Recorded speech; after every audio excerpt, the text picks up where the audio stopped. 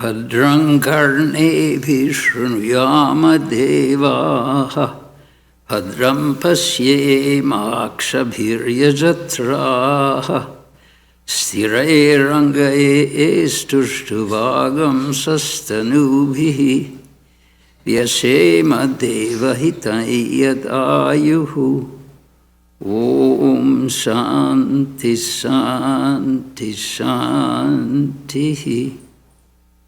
May we hear with our ears what is auspicious. May we see with our eyes what is auspicious. May we enjoy with strong limbs and bodies the life allotted to us. Om, peace, peace, peace be unto us all.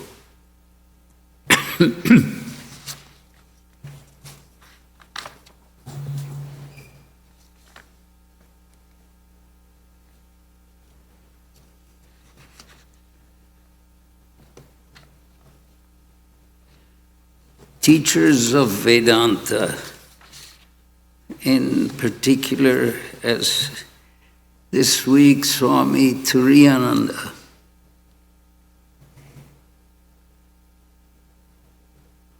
generally we think of ourselves as being surrounded by a small circle of friends, acquaintances, relatives, and that our surroundings are conscribed in that way. But really speaking, we have a much larger influence than that. And not only that, but from time to time, we are called or urged or forced or hounded into greatness. Kicking and screaming, we are being pulled into something which is really much bigger than what we feel comfortable in. Now, when we talk about the teachers of Vedanta, that immediately applies that there are some people who are learning Vedanta. Otherwise, that would be, you couldn't call a person a teacher if there are no students. So these teachers, of course I'm referring here to the particular teachers who came to San Francisco, specifically Swami Turiyananda this week. Next week we'll speak about Swami Trigunatita. And of course the implication is very strong that Swami Vivekananda is at the head of that list because he's the one who chose the other two teachers. He's the one who started our society. And I think it's important for us to realize something that probably we don't generally think of too much, or if we think about it, we don't think about ourselves as being involved in it. And that is that this particular constellation of stars, Swami Vivekananda, Swami Turiyananda, Swami Trigunatita, and all the Swamis and devotees. And as devotees, we're fully involved in this. Without a teacher, without students, you cannot call anybody a teacher. So the implication of the fact that they are our teachers implies that they are students. And if the teachers are to be glorified, the students definitely deserve the same glorification, glorifying. Not because they necessarily have accomplished anything particularly outstanding, but because it's something that we want to achieve, and it's something that we hold as an ideal. Even if we don't achieve anything, the fact that we hold certain very elevated and very noble ideals, that itself is of emphasis. But that greatness shines down to all those who appreciate them as well. But not only does the greatness shine down, their greatness shine down on us, but it puts us under a very serious obligation as well. One doesn't earn the grace of a great soul without, at the same time, being subject to an obligation because of that. And that probably was one of the central themes of Swami Turiyananda's life, which perhaps he was not himself aware of, although Swami Vivekananda very forcefully tried to make him aware of it. He basically wanted to live the life of total dedication to divinity as manifested in the life of Sri Ramakrishna, his teacher, as manifested in the life of Swami Vivekananda and his brother disciples. But he also, by that very fact, he incurred an obligation, which at first he didn't realize he had. But the point of it is that we also incur that obligation. The fact that we find something that is very ennobling and has the possibility of being very significant as a help to clarifying life, clarifying understanding, as a help to realizing deeper truths. That puts us on an obligation. We just cannot receive the teachings of these great souls.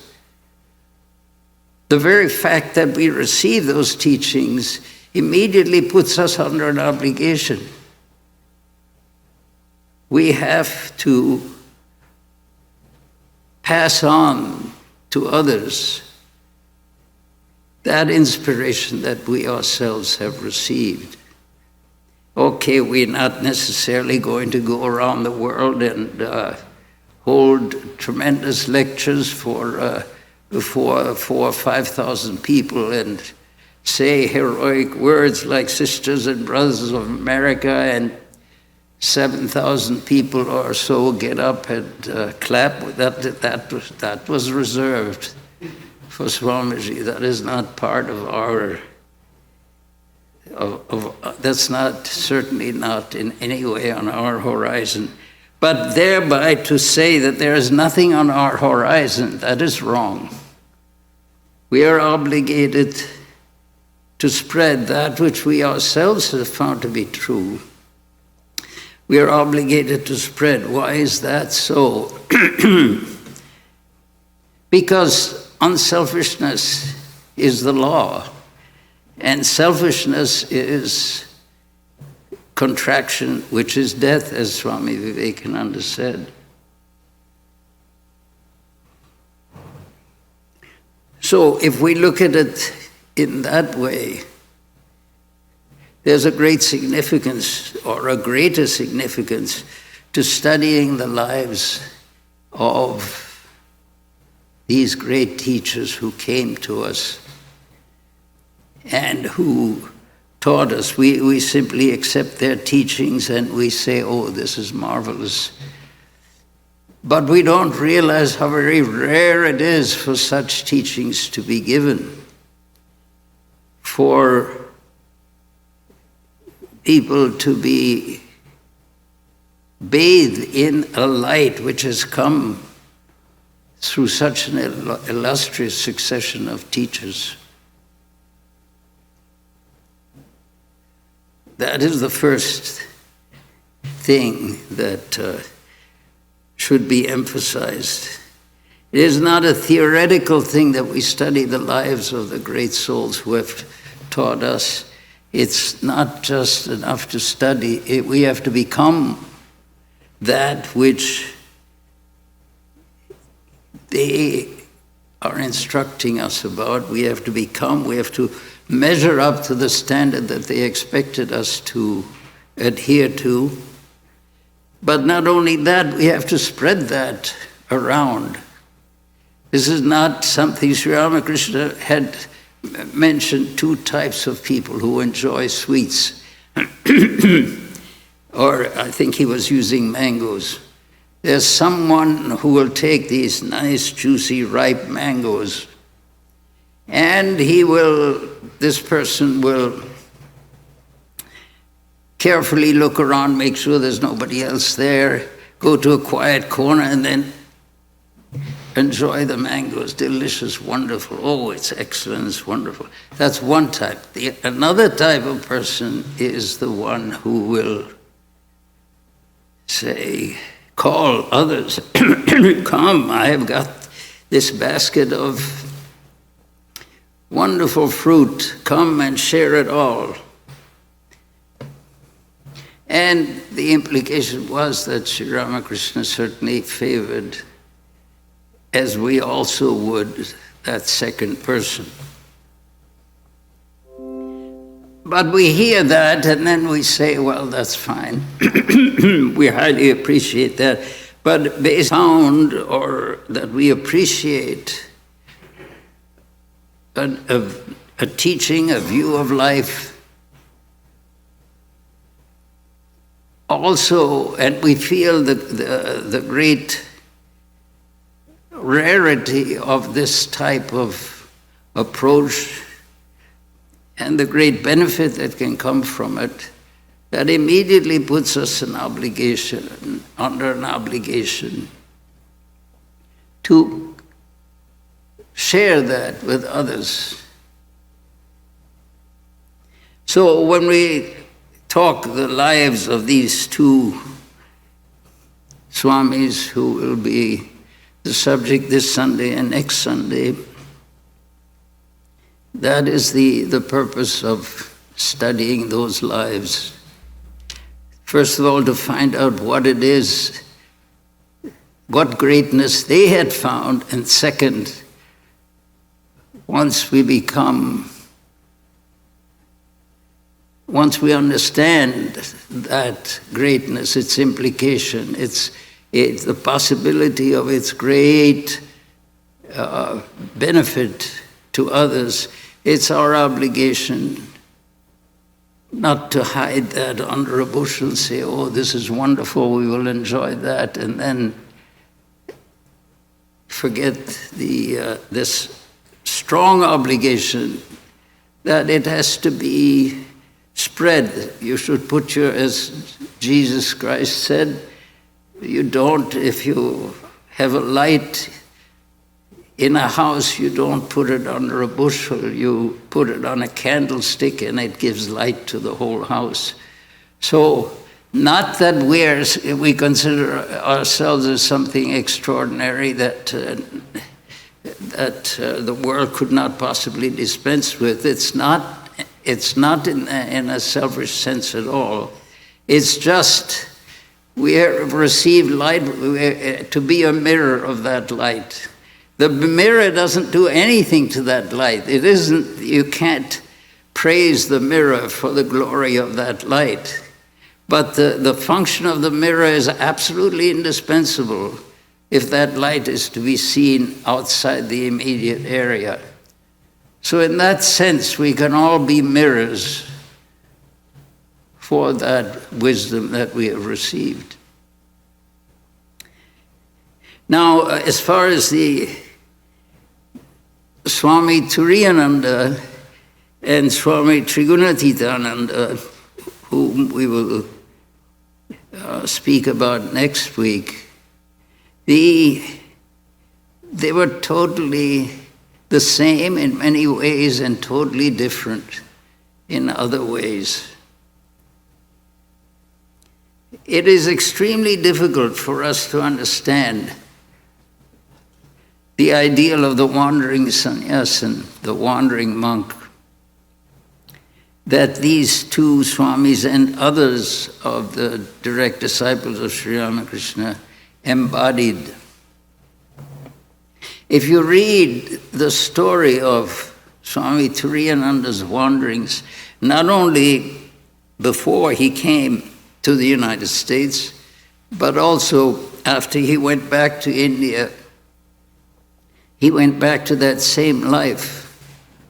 If you read the details of it, it's absolutely incredible that anyone could survive this at all, or that anyone would have any intention to live that way if there was any possibility of an ameliorated style of life.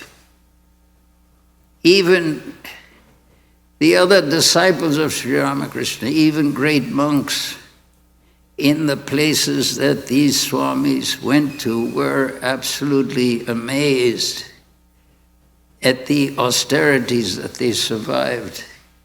They would go, this was after Sri Ramakrishna's passing away, that desire for a wandering life seized all of them, and they would simply wander, they would simply go. If any food, they would stop and beg food from houses, if there were any houses around, but frequently they were in places where there were no houses. There was no habitation at all. It might be a forest in the Himalayas full of wild animals. They would simply go. And in certain cases, if there's absolutely nothing available, they would eat grass from the roadside. And of course, they became sick because of that. But none of that seemed to matter. And in the Himalayas, especially in North India in general, is extremely cold in the winter.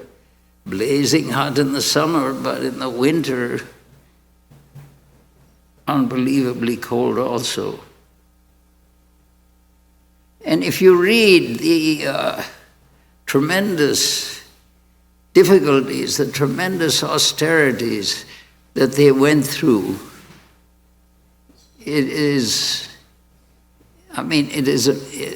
so amazing you cannot even believe that anyone could live that way. So the question naturally arises, why would they do this? What was the point in it? They could live in cities in which there would always be people who are generous and who would support wandering monks. In the Far East, that's frequently the custom. Buddhist monks today, they will, in Buddhist monasteries, you may not find any kitchen whatsoever. They don't cook anything. They go out once a day with a begging bowl, and the population will fill that bowl from many different houses, and then they sit and they eat that. That's it, once a day.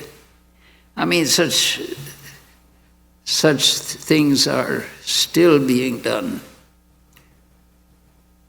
So, but what was it? That you could say, all right, it is severe, it is tremendously challenging, it is very inspiring, but they would go farther than that. They would go wander into they were headed for a place of pilgrimage somewhere. Especially in the Himalayas, they would be travel through forests without any habitation whatsoever for days, walking. And why would they do that without the slightest comfort of any sort? Sometimes it would be so cold that everything around them would freeze. It would be, but they did not mind that. So what is it that they were after? Why should one go through such extraordinary difficulties? Because something inspired them. Without that inner inspiration, nobody would do that. Just for the sake of austerity, just to establish a world record, I spent so many days in the forest eating nothing but the grass I found on the roadside or something. I want to establish a Guinness World Record, and I'll say for so many days I did this. That is one aspect of undergoing these difficulties, these austerities. But there is another aspect to it, which is really inspiring and profound, even though we can't expect ourselves to be able to rise to that status. But the Vedanta clearly says, Brahman alone exists. Not only that, it exists everywhere. In all things, there is only that, that reality. The existence of God is stated as an indisputable, often proved fact.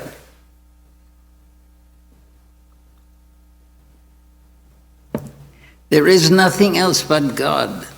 Sarvam khalu idam brahma.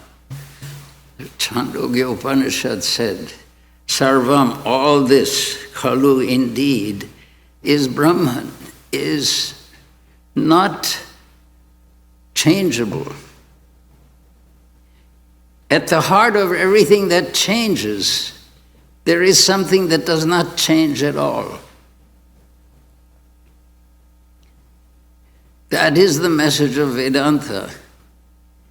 And if we're constantly concerned with the changeable, oh, I'm so hungry, I desperately want some food, and so I keep looking around for food. No, that is one way.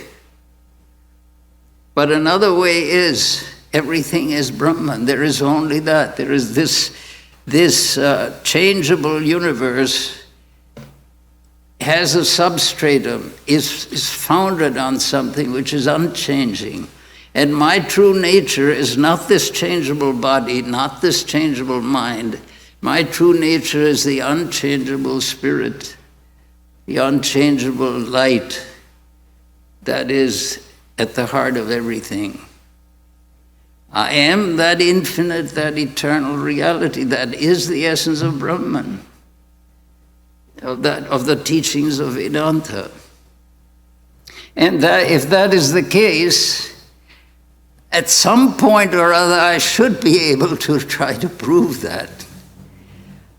I say, yes, I am Brahman, I am not this changeable universe, this is all something that comes and goes, but I want to understand, I want to absorb myself in the reality which is at the heart of everything.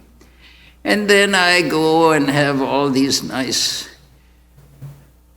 conveniences that we generally have.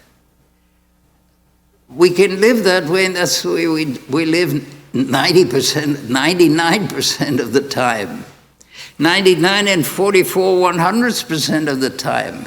But we should not live that way 100% of the time. That is the point. At some point in our life, we should make it real that we are not this thing which changes. We have no relationship with anything that changes. Our essence is the unchanging spirit, Brahman, God, the reality within. That is what we really are. That is why these Swamis that we're talking about underwent such austerities. The one Swami Turiyananda, next week he went to Tibet over the Himalayas at elevations of who knows, 15,000 feet. Food would not be available at all. He would take ice and melt that and drink it as to get some liquid, some nourishment. And Swami Turiyananda used to live in this forest on the bank, when he came back from the United States, on the bank of the Ganga. There was a forest. He used to live in that forest in a hut, and he used to go and try to find a village and see if some few crusts of bread could be begged. And he would see tigers. Once he saw a tiger very close on a rise, and he stared at the tiger. When the tiger stared back at him, somehow the tiger got frightened and went away. That is the thing. That is what we should do. We should be capable of doing. Now, of course, all right, now we're so used to cities and comfort and this and that, and if the temperature is not 68 degrees, then we feel, well, we've got to do something about that. We have to get a new furnace. This furnace doesn't work anymore.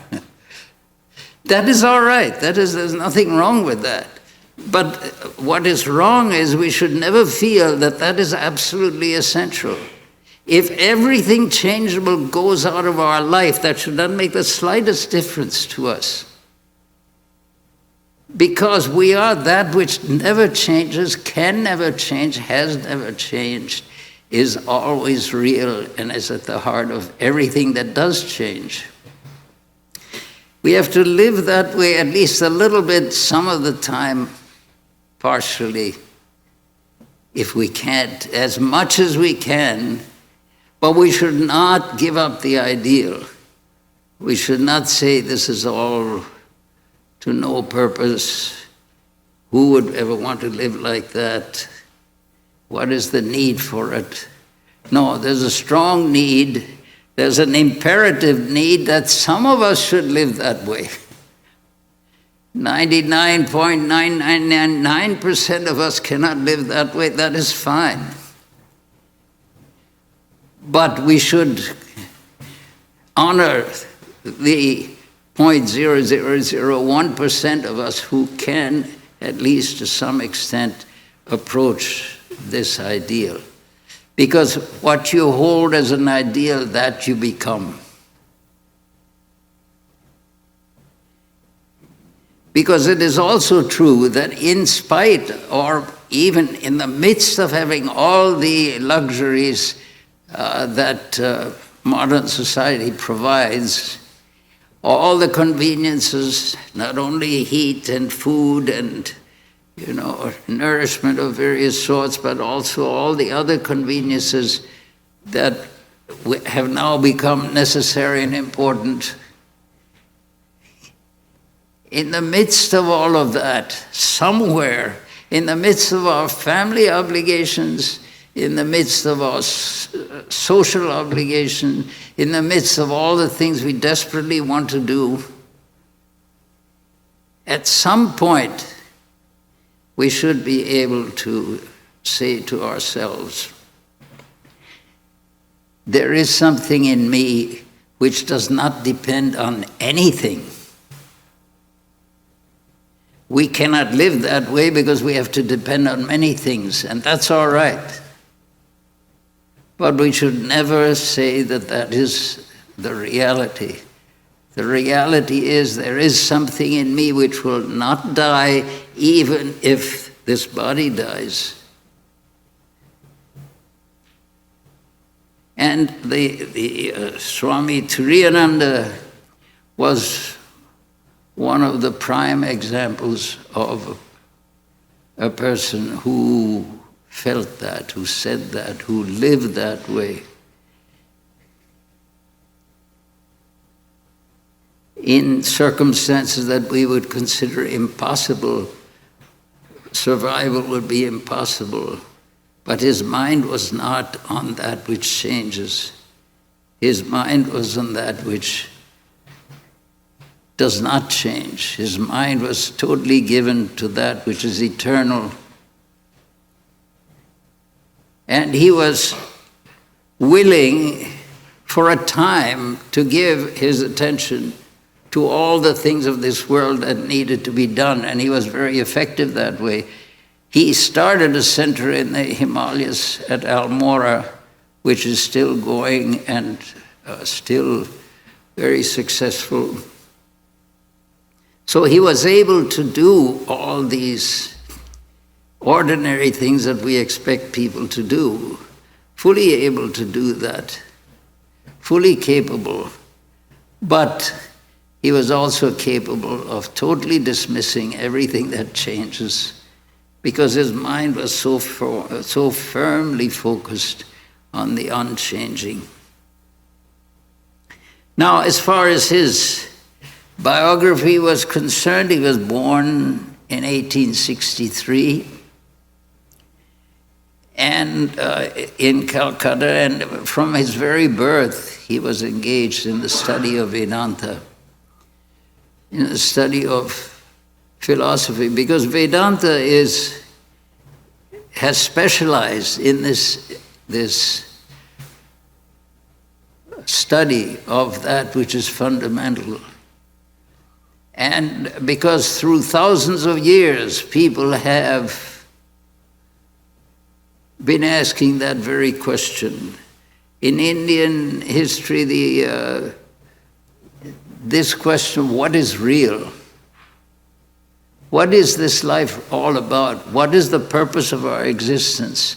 This has been the central aspect of Indian life for thousands, literally thousands of years.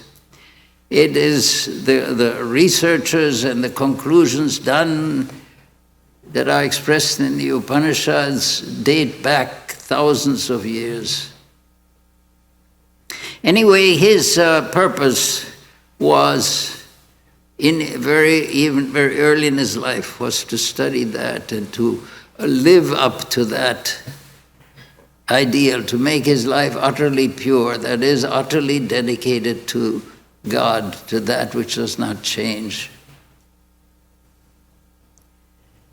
And for that purpose, he undertook all these austerities. After Sri Ramakrishna had passed away, he undertook all these austerities in order to further immerse himself in those studies and in the realization of this type of life.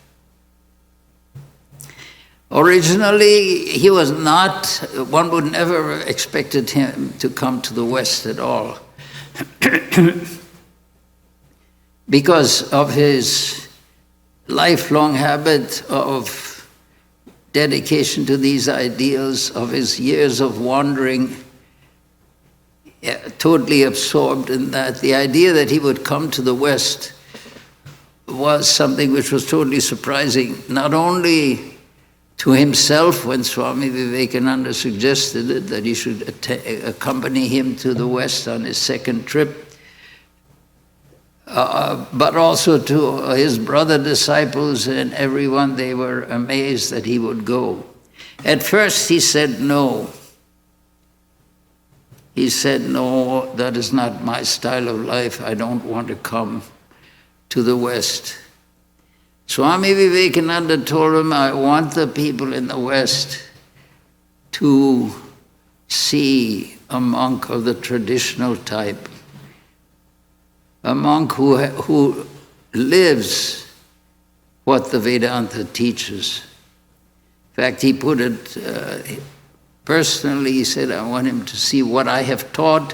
I want you all, meaning the people here, I want you all to see a person who has lived that way. Swami Turiyananda still would not accept that. No, that's not for me. That type of life is not for me. So then Swami Vivekananda broke down in tears and said, Hari Bhai, Harinath was his original name. Hari Bhai, brother Hari, can you see me slowly laying down my life inch by inch to spread the ideas of Sri Ramakrishna, our master. Can you simply look on without offering to help at least a little bit? Anyway, when it was put this way, Swami Turiyananda's reluctance broke down. He said, all right, brother, I shall come.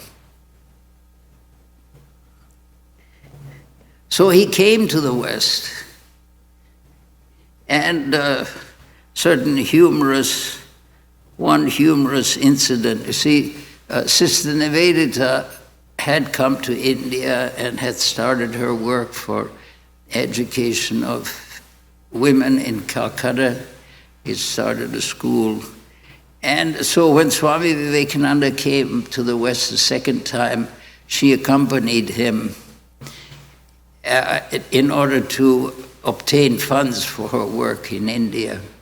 So she would gather some donations in the West and bring them back to India. So she accompanied Swami Vivekananda, and Swami Turiyananda was also of the party. Now, he had never been in such a surrounding before. A ship, a luxury ship, you could say, a liner, and people would sit down for meals in the dining area of the ship as the ship was progressing. And of course, being Western style, there were knives and forks and all these things were there for everyone to use. And Swami Turiyananda, seeing all this violent cutlery, was quite taken aback. What to do with all of this? So that amused Swami Vivekananda a great deal, because of course Swamiji had experienced all this many times before. But for a wandering sannyasin to be submitted to this was an entirely novel idea. So Sister Nivedita, seeing Swami Turiyananda's discomfiture with everything that was happening around him, she said, Swami, I will express to you the essence of Western politeness, Western civility. And so what she did was very, very interesting. What is the essence of Western culture? She took a knife, because they were eating and there were knives and forks and all sorts of implements there. She took a knife and held it by the blade and gave Swami Turiyananda the handle, passing the knife to him. She said, the essence of Western etiquette is always take the dangerous, the inconvenient, the difficult for yourself, and give to the other that which is convenient and easy and appropriate, which I think is a remarkable insight into the, expressing in a very succinct way the essence of Western ideal. And if you think about it, it really does express so much in a very brief example. Anyway, they came to the West.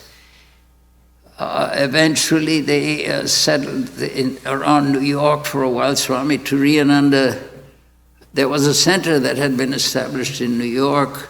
Swami Turiyananda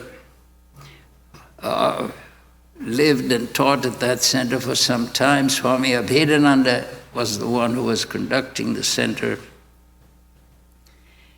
So you can imagine the wandering monk in the high Himalayas, in the forest full of wild beasts, now sitting in a New York apartment and trying to live the life of a regular devotee in a large American city. Then another thing happened. There was this Guru Das. Guru Das was his name, he was a Dutch person. His name was Cornelius Hebrom. Later on he became Swami Atulananda. he wanted to spend his time in meditation. Swami Vivekananda had taught a great deal about the life, the spirit life totally dedicated to God, to the spirit, to spend one's time in yoga, karma yoga, bhakti yoga, raja yoga. And in order to live that way, one could not very well do that in general in society. So people were looking around for a way to enable this person to live, this Cornelius Hebblum, to live that life, and others of his temperament and his tendencies. Anyway, this lady from California, Minnie Book, she told Swami Vivekananda, I have this ashrama there in the San Antone Valley, in a very deserted place. It ultimately may not be very suitable, but at the beginning certainly it would be an appropriate place to start an ashrama where people such as this Cornelius Hebblum could live. So Swami Vivekananda accepted it, that property, and asked Swami Turiyananda to go and start the ashrama, to go out to California, which is 3,000 miles away, and start the ashrama there, show them how sannyasins live. That which I've taught them, show them how one lives that. And Swami Turiyananda, of course, immediately said, no, I don't want to do that. That's not my purpose. No, I don't want to do that. Then Swami Vivekananda said, but it is the Divine Mother wants you to go out there and do that. God wants this to be established, wants you to establish it. Divine Mother has asked that you do this. So Swami Turiyananda smiled and said, brother, rather say that it's your wish that I should go out there and do this. Surely you have not heard the Divine Mother's commands in this matter. Swami Vivekananda became very serious and said, brother, hurry. When your mind becomes a little pure, you too will be able to hear the Divine Mother and hear her commands. Now, can you imagine anyone saying that to Swami Turiyananda, who was purity itself?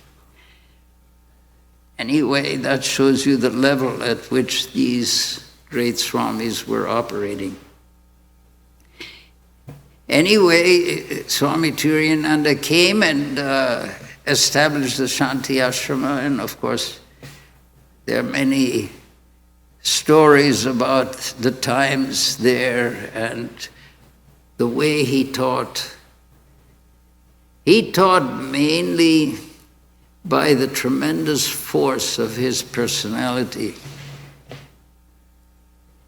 And in other words, what he was, he exhibited with such clarity that others who were wanted to be tuned to the same level that they themselves perceived.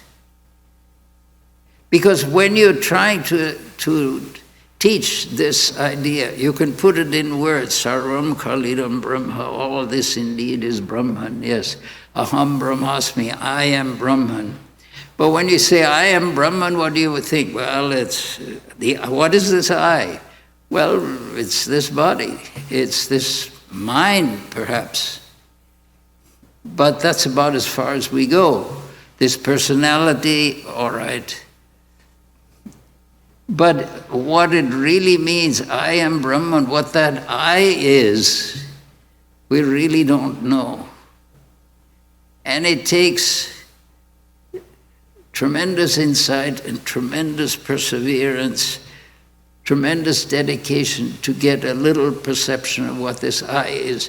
Because this I is not the body. Certainly the body is something that comes and goes.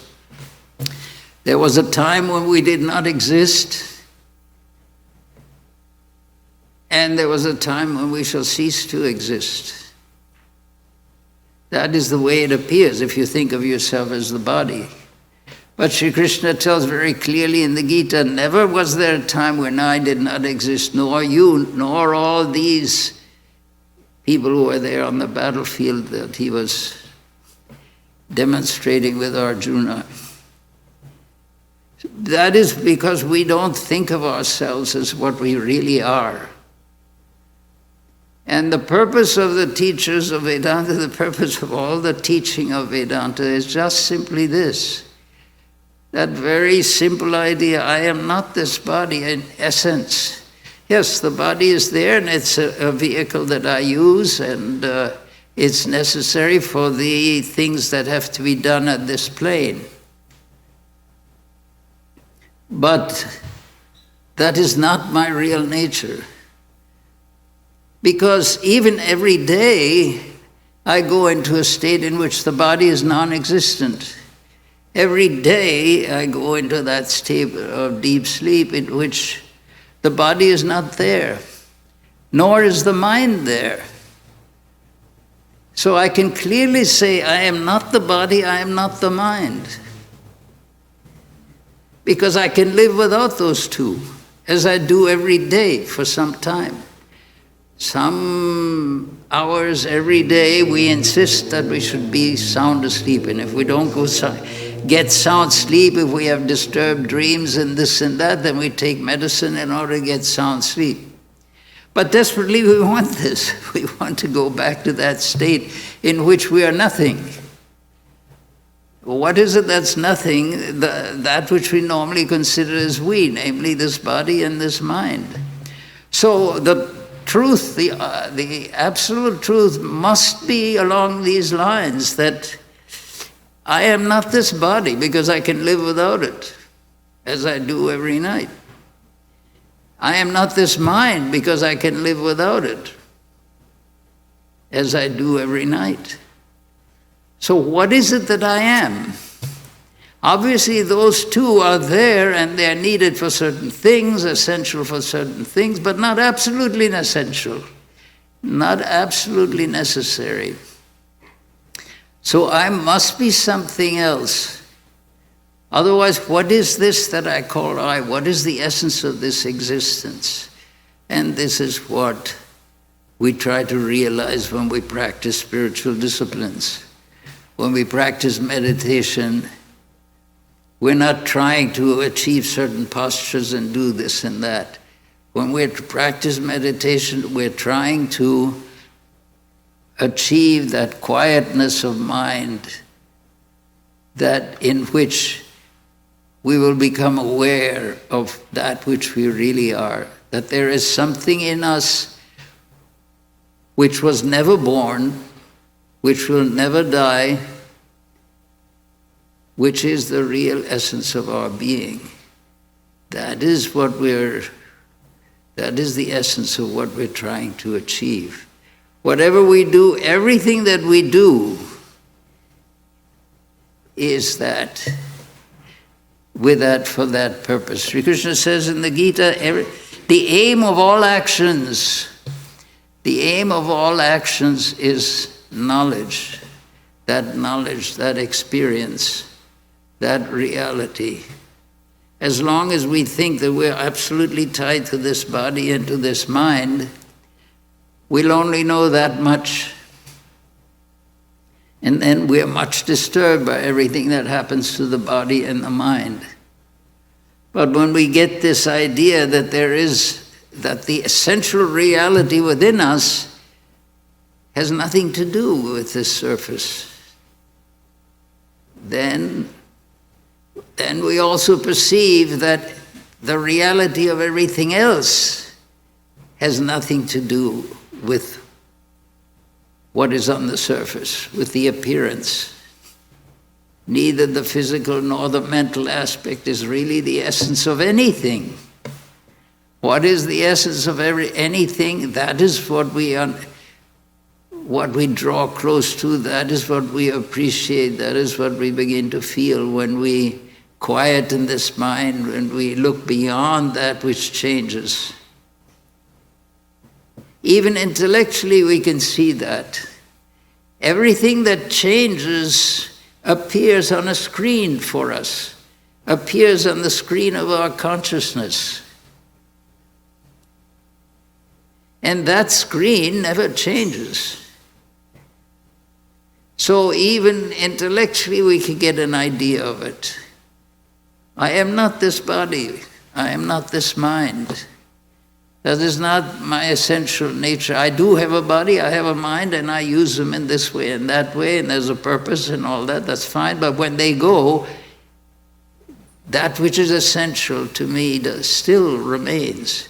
It can never go. It is the unchangeable background on which everything that changes appears. So this is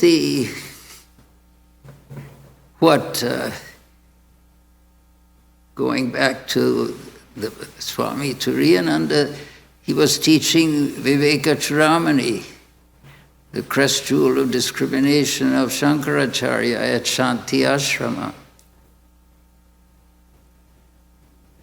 The essence of reality. What is the essence of this? What is, when we discriminate between what is real and what is changing, what is unchanging and what is changeless? That is the highest discrimination. That was at Shanti Ashrama. Then after he left Shanti Ashrama, he went back to India, and he went back to that same type of life. The austerities that you read about when you read about his life are simply astounding.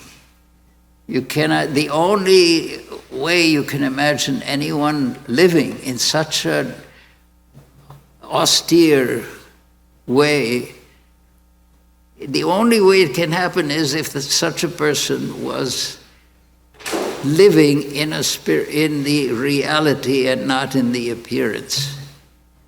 He was constantly aware of the presence of God, of the presence of that reality. Although he did work, as I said, he founded the Almora Center at this time.